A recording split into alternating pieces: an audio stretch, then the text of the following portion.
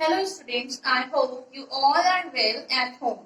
It's your EVS class, chapter 7, our forest. The topic is deforestation. What is deforestation? We know the cutting down of trees on a large scale is called deforestation. यानी कहने का मतलब क्या है कि deforestation क्या होता है कि जंगलों का कटाव जिसे हम कह सकते हैं. The cutting down of trees on large scale is called deforestation. जब पेड़ों को बहुत अधिक मात्रा में काटा जाने लगता है तब इसे डिफॉरेस्टेशन कहते हैं. It is either done to clean land for cultivation और टू बिल्ड टाउन. चाहे वो जमीन को साफ करने के लिए हो, भूमि को साफ करने के लिए पेड़ों को काटा जाए, या फिर बिल्ड टाउन फॉर कल्टीवेशन यानी कि चाहे वो खेती करने के लिए जमीन को साफ किया जाए, और टू बिल्ड टाउन यानी कि या फिर शहर और बसाने के लिए किया जाए, या फिर वहां पे कोई बिल्डिंग बनाने के लिए किया जाए. Trees are also cut down to obtain wood. पेड़ों को अक्सर लकड़ी प्राप्त करने के लिए भी कट किया जाता है. अक्सर पेड़ों को लकड़ी पाने के लिए भी काटा जाता है. It has many adverse effect, और इसका बहुत एडवर्स इफेक्ट होता है. डिफॉरेस्टेशन का बहुत एडवर्स इफेक्ट होता है. एडवर्स का अर्थ होता है प्रतिकूल, जो हमारे अनुकूल ना हो, बहुत प्रतिकूल प्रभाव पड़ता है. Roots of trees bind the soil and prevent soil erosion. पेड़ों की जो जड़ें होती हैं वो मिट्टी को बांधे रखती है एंड प्रिवेंट सॉइल इरोजन, और सॉइल इरोजन नहीं होने देती, यानी मिट्टी का कटाव नहीं होने देती. So when deforestation occurs, the soil become loose and easily get eroded. लेकिन जब डिफॉरेस्टेशन होने लगता है, पेड़ों को बहुत अधिक मात्रा में काटा जाने लगता है, तो सॉइल बिकम लूज, तो मिट्टी ढीली हो जाती है और खराब होने लगती है. गेट्स इरोडेड, और जल्दी आसानी से ही मिट्टी खराब हो जाती है. Deforestation has made animals homeless. Deforestation का एक कारण ये भी है, डिफॉरेस्टेशन करने से एनिमल्स होमलेस यानी जानवरों के घर खत्म होते जा रहे हैं. Has led to natural calamities like landslides and floods. यानी कि और क्या होता है, जब डिफॉरेस्टेशन बहुत ज्यादा होने लगता है, पेड़ों का कटाव बहुत ज्यादा होने लगता है, तो नेचुरल कैलामिटीज आने लगती हैं, यानी प्राकृतिक आपदाएं आने लगती हैं. जैसे लैंडस्लाइड, जिसे भूस्खलन कहते हैं, मिट्टी अपनी जगह से जिसमें हट जाती है, जमीन खिसक जाती है. एंड फ्लोड्स यानी कि बाढ़ आने लगती है. It has made the survival of tribal people very difficult. और इससे क्या होता है, जनजातियों को भी बहुत ज्यादा परेशानी उठाना पड़ता है. It also affect the climate adversely. और ये जलवायु पर भी बहुत प्रतिकूल प्रभाव डालती है. ये था हमारा deforestation. But our next topic is how can we protect our forest. हम अपने पेड़ों को, जंगलों को कैसे प्रोटेक्ट कर सकते हैं, कैसे सुरक्षित कर सकते हैं, किस तरह से बचा सकते हैं. Our government has set up many national parks and wildlife sanctuaries in almost every part of the country to protect the trees from being cut down. पेड़ों को काटने से बचाने के लिए, पेड़ों को कटने से बचाने के लिए पूरी दुनिया में, पूरे देश में हमारी सरकार ने बहुत काम किया है. उसने क्या किया, गवर्नमेंट ने नेशनल पार्क बना दिए हैं और वाइल्ड लाइफ सेंचुरीज बनाई हैं, जिसमें पेड़ों को प्रोटेक्ट किया जाता है, पेड़ों की देखभाल की जाती है, और वहां पर पेड़ों को काटने नहीं दिया जाता है. It has also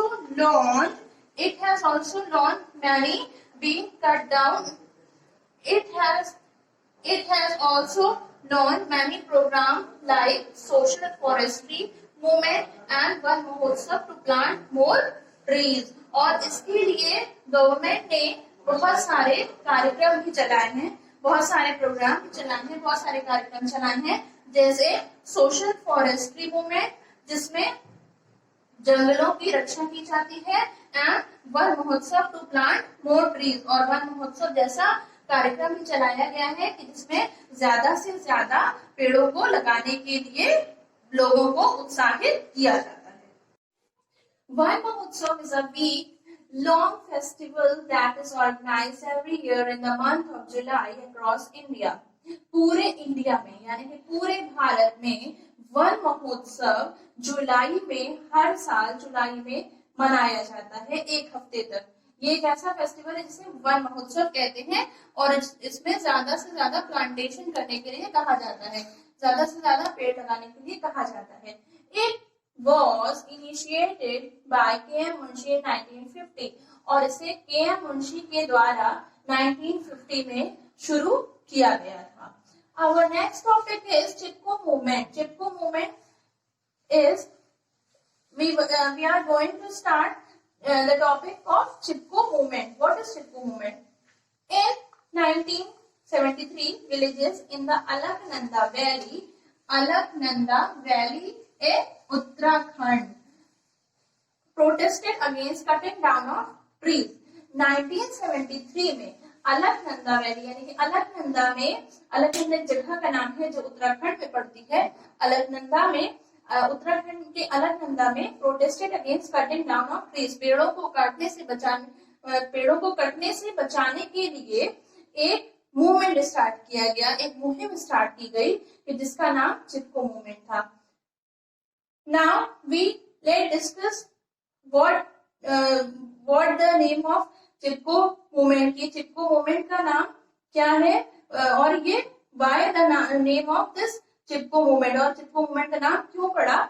The movement hugged the trees and refuses to let go till the tree cutters left the place. The movement hugged the trees and refuses to let go till the tree cutter left the place. This activity became popular as the Chipko movement. इसमें क्या होता था कि जो महिलाएं होती थी वो पेड़ों में चिपक जाती थी, पेड़ों के तने से चिपक जाती थी and refuses to let go till the tree cutter, और तब तक चिपकी रहती थी जब तक लकड़हारे यानी कि पेड़ काटने वाले वहां से चले नहीं जाते थे। दिस एक्टिविटी बिकेम पॉपुलर, और इसी वजह से इस एक्टिविटी का नाम, इस कार्य का नाम, इस क्रियाकलाप का नाम क्या पड़ गया, Chipko movement. Sunderlal Bahuguna has been the leader of the Chipko movement. Chipko movement के लीडर कौन थे? सुंदरलाल बहुगुणा, जिन्होंने इसे स्टार्ट किया था। Now some for the Bishnois of Rajasthan, Rajasthan में कुछ बिश्नोई लोग होते हैं। Prevents of animals and vegetation is a religion, जिनका काम क्या होता है, जिनका धर्म होता है जानवरों और पेड़ पौधों की रक्षा करना। Bishnoi women and local villages once hug trees when the soldier of Maharaja Abhay Singh of Jodhpur came to chop trees। एक बार क्या हुआ था कि बिश्नोई वुमेन्स थी और वहां के जो लोकल विलेजेस थे यानी कि जो वहां के रहने वाले स्थानीय लोग थे, जब महाराजा अभय सिंह के सैनिक पेड़ों को काटने के लिए आए थे तो वो बिश्नोई लोग उसी तरह, जिस तरह चिपको आंदोलन में महिलाएं पेड़ों से चिपक जाती थी, वैसे ही महाराजा अभय सिंह के सैनिक जब पेड़ काटने के लिए आए थे तो बिश्नोई लोग भी पेड़ों से चिपक गए थे। Now our chapter is finished, but at last let's summarise and we study about importance of forest. It is the most important part of our chapter. हमें क्या पढ़ना है, इम्पोर्टेंस ऑफ फॉरेस्ट, हमारे वनों का क्या महत्व है, और ये हमारे पार्ट का, हमारे चैप्टर का बहुत ही इम्पोर्टेंट पार्ट है। Forest provide the wild life shelter and a living. First is forest provide, क्या है कि फॉरेस्ट होते हैं, जो जंगल होते हैं, वो जानवरों के लिए घर और रहने के लिए जगह प्रोवाइड कराते हैं, जगह देते हैं।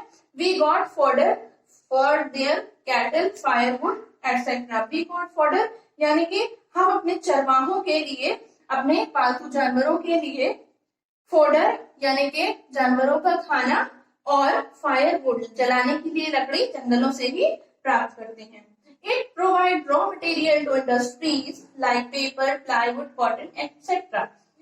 जंगलों से हमें कच्चा माल मिलता है, raw material industries for industries यानी इंडस्ट्रीज के लिए। हमारी जो इंडस्ट्रीज होती हैं, जो बड़े बड़े कारखाने होते हैं, उसके लिए रॉ मटेरियल यानी कि कच्चे माल की जरूरत पड़ती है, वो हमें जंगलों से ही मिलता है। जैसे पेपर, प्लाईवुड, कॉटन, ये सारे रॉ मटेरियल हमें कहाँ से मिलते हैं? फॉरेस्ट से ही मिलते हैं।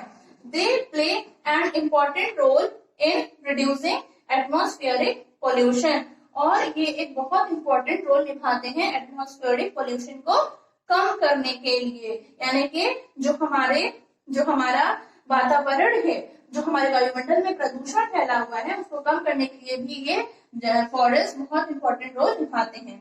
Forest bear different types of leaves, flowers and fruits which are useful for medicinal use.